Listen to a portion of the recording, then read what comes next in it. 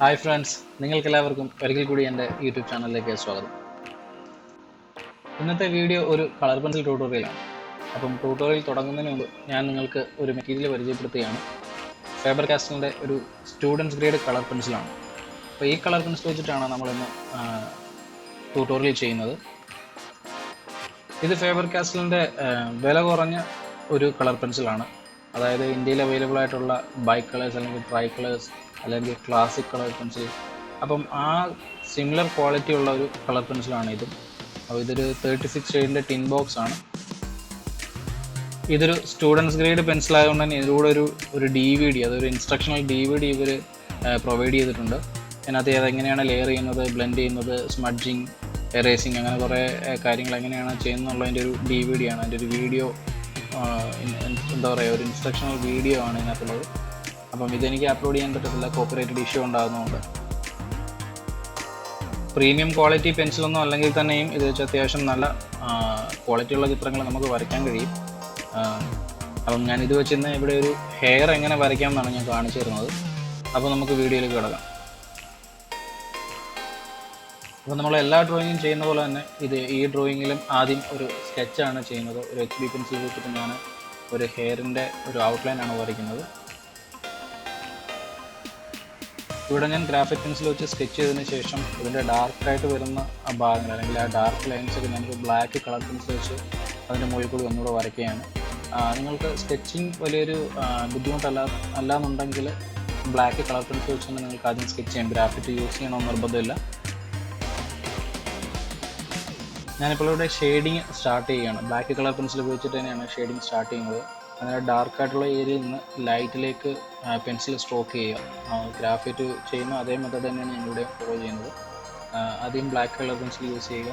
അതിനുശേഷം ആ ഓരോ സ്ട്രോക്കിൻ്റെ ഇടയിലുള്ള ആ വൈറ്റ് സ്പേസ് അത് നമ്മൾ മറ്റ് കളറുകൾ കൊണ്ട് ഫില്ല് ചെയ്യുകയാണ് ചെയ്യുന്നത്. ഹെയർ എങ്ങനെ വരയ്ക്കാമെന്ന് ഗ്രാഫൈറ്റ് പെൻസിൽ ഞാൻ മുമ്പൊരു ട്യൂട്ടോറിയൽ ചെയ്തിരുന്നു. അപ്പം അതേ പ്രൊസീജിയേഴ്സ് തന്നെയാണ്. അത് നമ്മൾ എന്തൊക്കെ ആദ്യം ശ്രദ്ധിക്കണം എന്നുള്ള കാര്യങ്ങൾ അതിനകത്ത് ഓൾറെഡി ഞാൻ പറഞ്ഞിട്ടുണ്ട്. അപ്പം ഹെയറിൻ്റെ പാറ്റേൺ ശ്രദ്ധിക്കുക, അതിൻ്റെ ഡയറക്ഷൻ, അതിൻ്റെ ഹൈലൈറ്റ് എവിടെയാണ് വരുന്നത്, അതിൻ്റെ ഡാർക്ക്നെസ് കൂടിയ ഏരിയ എവിടെയാണ്, അപ്പോൾ അങ്ങനെയുള്ള കാര്യങ്ങളൊക്കെ ആദ്യം ശ്രദ്ധിക്കുക.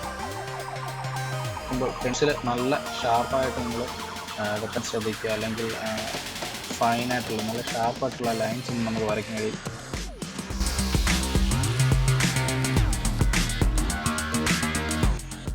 ഞാൻ ബ്ലാക്ക് കളർ പെൻസിൽ ഉപയോഗിച്ച് ഡാർക്ക് ഏരിയാസ് ഇപ്പോൾ കംപ്ലീറ്റ് ചെയ്തിരിക്കുകയാണ്. അതിനുശേഷം ഞാനൊരു ലൈറ്റ് ബ്രൗൺ കളർ ഉപയോഗിച്ചതിൻ്റെ മുകളിൽ കൂടി അടുത്ത ലെയർ ആഡ് ചെയ്യുകയാണ്. ഞാനിപ്പോൾ ഇവിടെ വരയ്ക്കുന്ന ഒരു ഭയങ്കര ഡാർക്കായിട്ടുള്ള അല്ലെങ്കിൽ ഒരു ബ്ലാക്ക് ഹെയർ അല്ല, കുറച്ച് ബ്രൗൺ കളറൊക്കെ ഉള്ള കുറച്ചുകൂടെ ലൈറ്റായിട്ടുള്ള ഒരു ടോണാണ് വരയ്ക്കുന്നത്. അതിനുശേഷം ഞാനൊരു ബ്ലാക്ക് ഹെയർ അല്ലെങ്കിൽ കുറച്ചുകൂടെ ഡാർക്കായിട്ടുള്ള ഒരു ഹെയർ എടുത്താൽ ഇതിൻ്റെ മറ്റേ ഭാഗത്ത് വച്ച് കാണിക്കാം. നിങ്ങൾ ഓരോ ലെയർ ആഡ് ചെയ്യുമ്പോഴും അധികം പ്രഷർ അപ്ലൈ ചെയ്യാതെ വേണം ഓരോ കളേഴ്സും ആഡ് ചെയ്യാൻ. കാരണം ഇതേപോലെയുള്ള ചീപ്പായിട്ടുള്ള പെൻസിലുകളുടെയൊക്കെ ആ ഒരു ലെഡ് എന്ന് പറയുന്നത് ഭയങ്കര ഹാർഡായിരിക്കും. അപ്പോൾ ഒരുപാട് പ്രഷർ അപ്ലൈ ചെയ്താൽ ആ ഒരു പേപ്പറിൻ്റെ ടൂത്ത് അത് ഡാമേജ് ചെയ്യും. അപ്പോൾ കൂടുതൽ ലെയർ അപ്ലൈ ചെയ്യാൻ പറ്റത്തില്ല.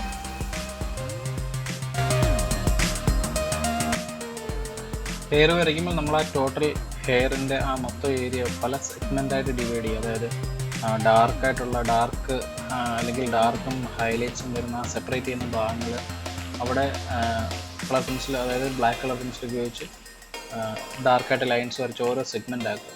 ആ ഓരോ സെഗ്മെൻറ്റിൽ നിങ്ങൾ പിന്നെ ഷെയ്ഡ് ചെയ്ത് പോകുന്ന കുറച്ചുകൂടെ നിങ്ങൾക്ക് വരയ്ക്കാൻ ഈസി ആയിരിക്കും.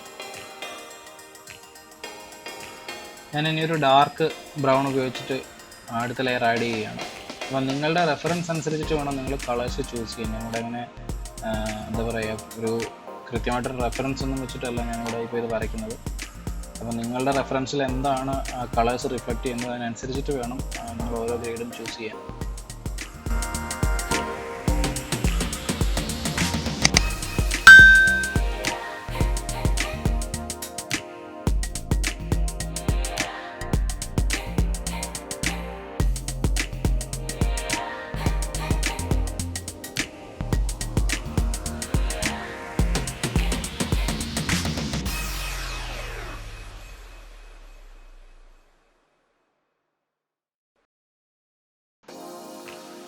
വീണ്ടും ഞാൻ ബ്ലാക്ക് കളർ പെൻസിൽ ഉപയോഗിച്ച് ആ ഒരു സെഗ്മെൻറ്റിനുള്ളിലെ ഡാർക്കായിട്ടുള്ള ലൈൻസ് വരയ്ക്കുകയാണ്.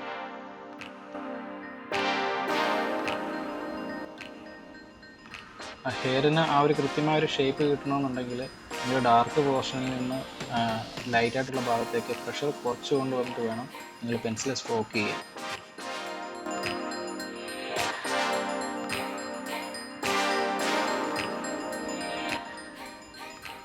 നിങ്ങൾക്ക് ഈ 2 ഡയറക്ഷനിലേക്ക് പെൻസിൽ ഒരേപോലെ സ്ട്രോക്ക് ചെയ്യാനായിട്ടുള്ള എന്തെങ്കിലും ഡിഫിക്കൽട്ടീസ് തോന്നുന്നുണ്ടെങ്കിൽ നിങ്ങൾക്ക് എപ്പോൾ വേണമെങ്കിലും നിങ്ങൾ ഉപയോഗിക്കുന്ന പേപ്പർ നിങ്ങൾക്ക് റൊട്ടേറ്റ് ചെയ്യാവുന്നതാണ്. ഞാനിവിടെ ട്യൂട്ടോറിയലിന് വേണ്ടി ക്യാമറ വെച്ച് റെക്കോർഡ് ചെയ്യുന്നതുകൊണ്ടാണ് ഞാനതിങ്ങനെ ഈ ഒരു പൊസിഷനിൽ നിന്ന് മാറ്റാത്തത്. അപ്പോൾ നിങ്ങളുടെ കൺവീനിയൻസിനനുസരിച്ച് നിങ്ങൾക്ക് പേപ്പറിൻ്റെ ഓറിയൻറ്റേഷൻ മാറ്റാവുന്നതാണ്.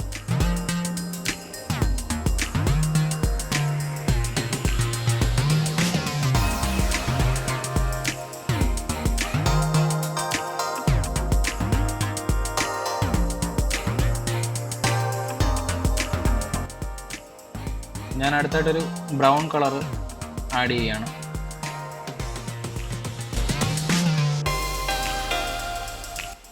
അപ്പോൾ നിങ്ങൾ ഇതേപോലെയുള്ള ചിത്രങ്ങൾ പ്രാക്ടീസ് ചെയ്യുമ്പോൾ നിങ്ങൾക്ക് ഇഷ്ടമുള്ള കളേഴ്സ് വെച്ചിട്ട് പല വെറൈറ്റീസ് നിങ്ങൾക്ക് ട്രൈ ചെയ്ത് നോക്കാവുന്നതാണ്.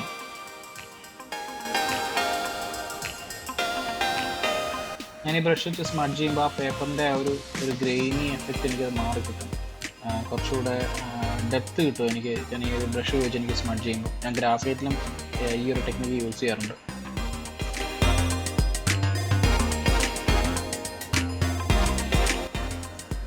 ഇനി ഇതിനകത്ത് ഓരോ ലൈൻസും നമ്മളൊന്ന് റീഫൈൻ ചെയ്തെടുക്കണം. കാരണം സ്മഡ്ജ് ചെയ്യുമ്പോൾ ലൈൻസൊക്കെ അതിൻ്റെ ആ ഒരു ഷാർപ്നെസ് ഒക്കെ ഒന്ന് കുറഞ്ഞു പോകും. അപ്പോൾ വീണ്ടും ഒരു നല്ല ഷാർപ്പായിട്ടുള്ള ഒരു കളർ പെൻസിൽ ഉപയോഗിച്ചിട്ട് അത് ഒന്ന് റീഫൈൻ ചെയ്തെടുക്കുക.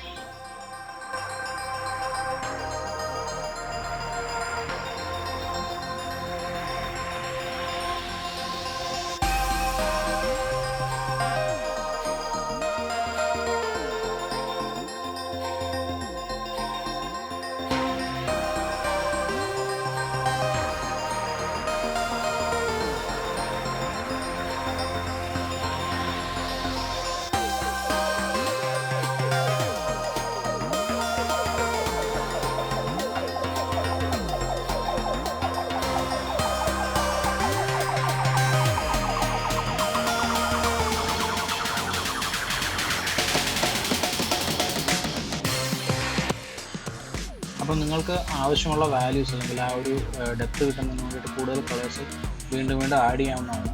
അപ്പോൾ ഈ ഒരു സ്റ്റെപ്പ് കണ്ടിന്യൂ ചെയ്യുകയാണ് നമ്മൾ മുമ്പോട്ട്.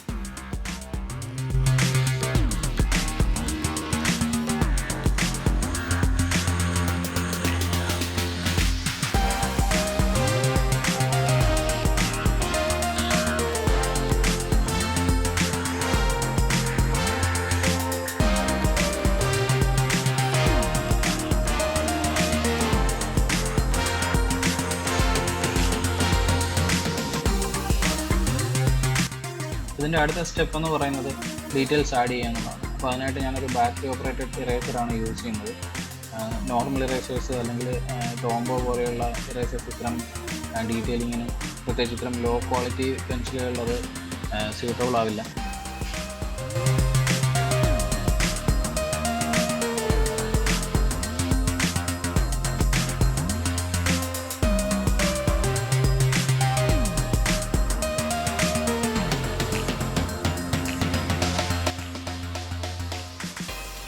അപ്പം ഹെയർ വരയ്ക്കാൻ ഞാൻ ഫോളോ ചെയ്യുന്ന ഒരു മെത്തേഡ് ഇങ്ങനെയാണ്.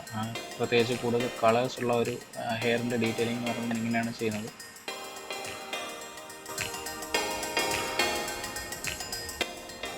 ഞാൻ ഇതിപ്പം കുറച്ച് ഒരു പോർഷൻ മാത്രമേ ചെയ്യുന്നുള്ളൂ. ഞാൻ അതിന് ശേഷം അടുത്ത ഡ്രോയിങ്ങിലേക്ക് സ്കിപ്പ് ചെയ്യുകയാണ്.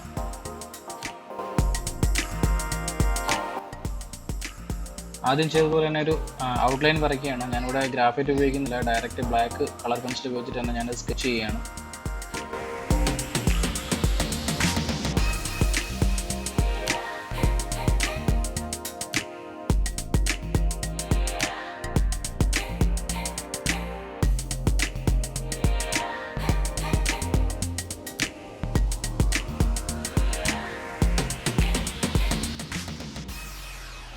ഒരു ലോങ് ഹെയർ ആണ് ഞാൻ വരയ്ക്കുന്നത്.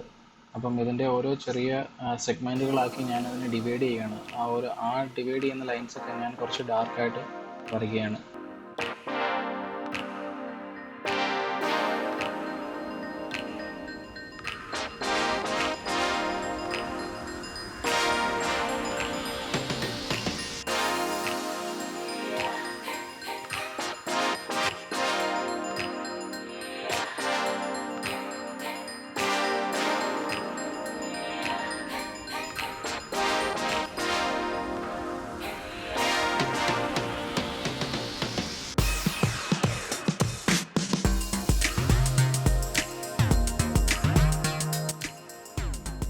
ആദ്യത്തെ ഡ്രോയിങ്ങിൽ ചെയ്ത പോലെ തന്നെ ഡാർക്ക് ഏരിയയിൽ നിന്ന് ലൈറ്റിലേക്ക് പെൻസിൽ സ്ട്രോക്ക് ചെയ്യുക.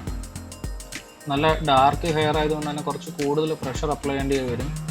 മറ്റ് പ്രീമിയം ക്വാളിറ്റി കളർ പെൻസിലുകളുടെ പോലെ തന്നെ നമുക്ക് അത്രയ്ക്ക് റിച്ച് ആയിട്ടുള്ള കളർ ഈ പെൻസിലുകളിൽ നമുക്ക് കിട്ടത്തില്ല. അതുകൊണ്ട് തന്നെ നല്ലോണം പ്രഷർ അപ്ലൈ ചെയ്തെങ്കിൽ മാത്രമേ നല്ല ഒരു വൈബ്രൻ്റ് ആയിട്ടുള്ള കളേഴ്സ് നമുക്ക് കിട്ടത്തുള്ളൂ.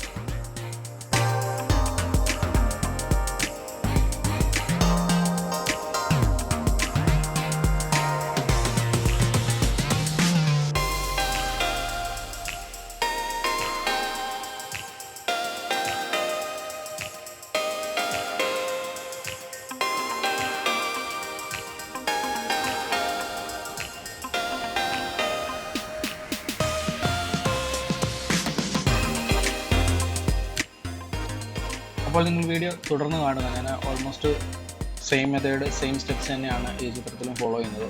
അപ്പോൾ വീഡിയോ ഇഷ്ടമാവുകയാണെങ്കിൽ ലൈക്ക് ചെയ്യാൻ മറക്കരുത്. അപ്പോൾ എൻ്റെ ചാനൽ സബ്സ്ക്രൈബ് ചെയ്യുക, ബെല്ലൈക്കൺ അമർത്തി ഇൻസ്റ്റൻറ്റ് നോട്ടിഫിക്കേഷൻ എനേബിൾ ചെയ്യുക.